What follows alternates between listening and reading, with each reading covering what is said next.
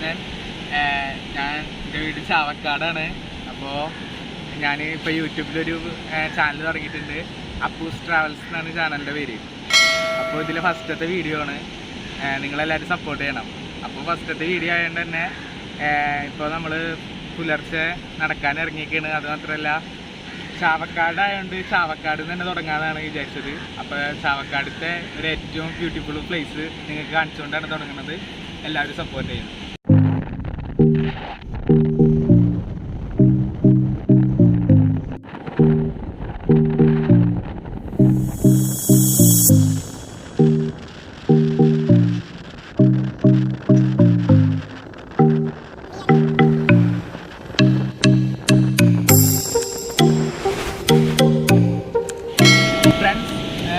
എവിടെയാണെന്ന് പറഞ്ഞില്ല. ഞാൻ സ്ഥലം ചാവക്കാട് മുനക്കക്കടവാണ്.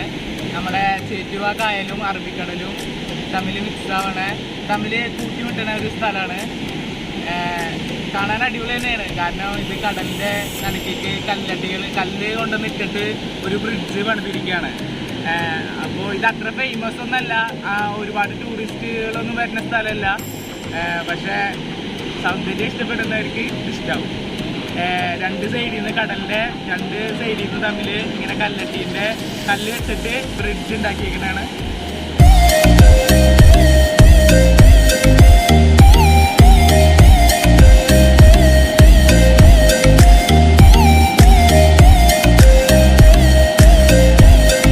അപ്പോൾ ഫ്രണ്ട്സ് ഇവിടെ വരുമ്പോൾ നമ്മളെപ്പോഴും സൂക്ഷിക്കണം. കാരണം എന്താണെന്ന് വെച്ചിട്ടുണ്ടെങ്കിൽ ഇവിടെ ഞാൻ സിക്സ്ത്തിലൊക്കെ പഠിക്കുന്ന സമയത്ത് 5 പേരൊക്കെ മരണപ്പെട്ടിട്ടുണ്ട് ഒരുമിച്ചിട്ട്. കാരണം അത്രയധികം അപകട സാധ്യതയുള്ള സ്ഥലമാണ്.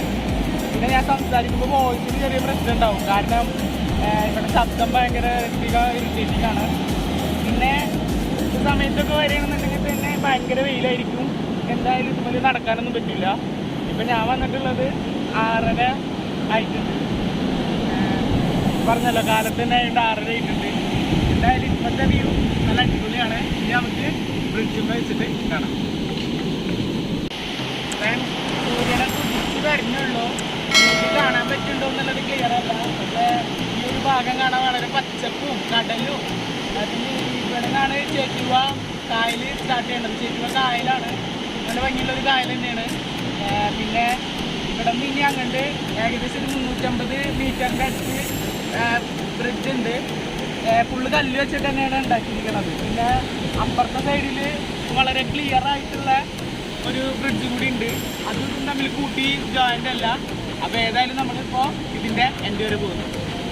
ഇപ്പോൾ ഇവിടെ അത്രയും ഡേഞ്ചറാണെന്ന് ഞാൻ പറഞ്ഞിട്ടുണ്ടായിരുന്നു. കാരണം ഇവിടെ കടലിന് അത്രയും ശക്തമായിട്ടുള്ള വലിവ് വരുമ്പോൾ ഇവിടെയുള്ള വീടുകൾക്കൊക്കെ ബുദ്ധിമുട്ടുകൾ ഇല്ലാതിരിക്കാനും കൂടിയാണ് ഇത് നിർമ്മിച്ചിട്ടുള്ളത്. അപ്പോൾ ഇവിടെ അത്രയും പവറിൽ കടൽ വലിക്കണോണ്ടാണ് ഇവിടുത്തെ കല്ലുകളൊക്കെ പോയിട്ടുള്ളത്. കാണാൻ പറ്റുന്നുണ്ടാവും. കാരണം അപ്പോൾ ഇത്രയും വലിയ കല്ലുകൾ പോകണമെന്നുണ്ടെങ്കിൽ അത്രയും വലിയ ഡേഞ്ചറുള്ള സ്ഥലമാണ്. ആരും ഇവിടെ വരെയുണ്ടെങ്കിൽ തന്നെ ഇവിടെ ഇറങ്ങി കുളിക്കാനൊന്നും നിൽക്കരുത്. അതിനൊക്കെ ഗവൺമെൻറ് സാങ്ഷൻ കൊടുത്തിട്ടുള്ള ബീച്ചുകളുണ്ട്, അവിടെ പോവാം. പിന്നെ ഇതിന് വേറൊരു പേരും കൂടി ഉണ്ട്. ഞാൻ മുനക്കക്കടവ് എന്നാണ് സ്ഥലത്തിൻ്റെ പേര്. ഇതിനെ അഴിമുഖം എന്നാണ് പറയണത്. കാരണം ഒരു അഴിയും കടലും കൂടിയിട്ട് ചേരുന്ന ഭാഗമാണ്. അതുകൊണ്ടാണ് ഇതിന് അഴിമുഖം എന്ന് പറയുന്നത്.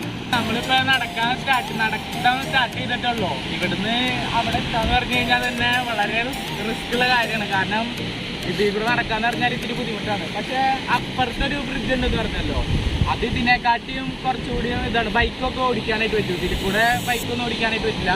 പക്ഷെ അതിൽ കൂടെ ആരും ബൈക്കൊന്നും ഓടിക്കരുത്, അത് സേഫ് അല്ല. ബൈക്ക് ഓടിക്കാൻ പറ്റില്ല. ഞാൻ അത്രയും നല്ല വേണമെന്ന് പറഞ്ഞാണ്. പിന്നെ ഏറ്റവും കൂടുതൽ ലെങ്ത് ഉള്ളത് ഇതാണ്. അതുകൊണ്ടാണ് ഞാൻ ഇത് ചൂസ് ചെയ്തത്. ഏതായാലും അവിടെ ഇത് കാണാൻ പറ്റും.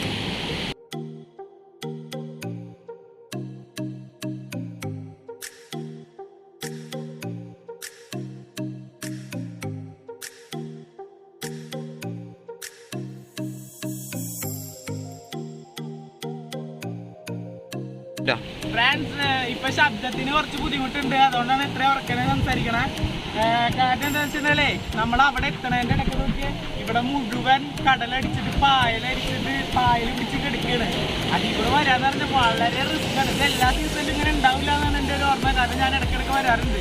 ഇതിപ്പോൾ ആദ്യമായിട്ടാണ് ഇങ്ങനത്തെ ഒരു അനുഭവം. അവിടെ വെച്ചിട്ട് വഴിക്ക് വീഴേ പിന്നെ അതുപോലെ തന്നെ തിര ഒന്ന് നമ്മൾ അടിക്കുകയൊക്കെ ചെയ്ത്. കാരണം വളരെ ബുദ്ധിമുട്ടാണ്, ഫോണൊക്കെ നനഞ്ഞ് അതിൽ കൂടെ മഴ.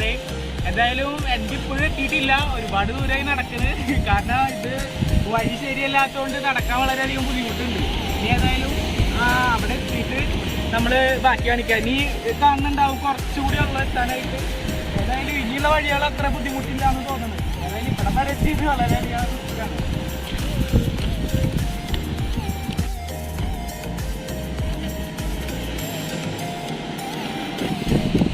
നമ്മളിവിടെ ഇതിൻ്റെ എൻ്റെ എത്തിയിരിക്കുകയാണ്.